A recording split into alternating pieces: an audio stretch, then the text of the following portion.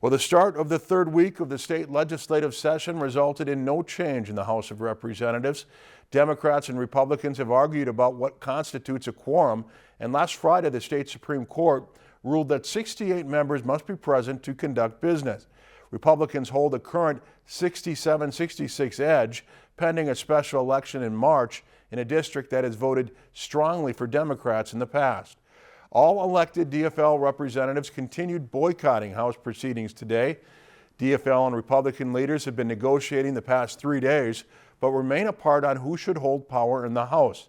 Republicans believe their one-seat current majority should provide them leadership in the House for the next 2 years, and that Democrats should return under that agreement. Democrats have a different view.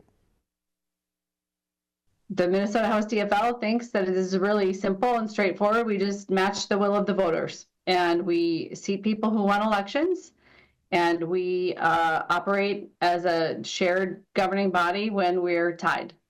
During the time between now and when we're tied again, if we're tied again, our proposal is that Republicans would run the chamber. Our proposal is that Representative Demuth would be elected Speaker, that Republicans would chair committees, that they would have a majority of the votes on each of the committees.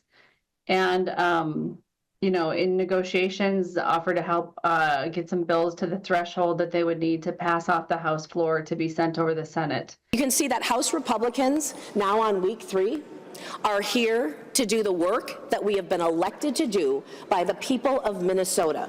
We will continue doing that.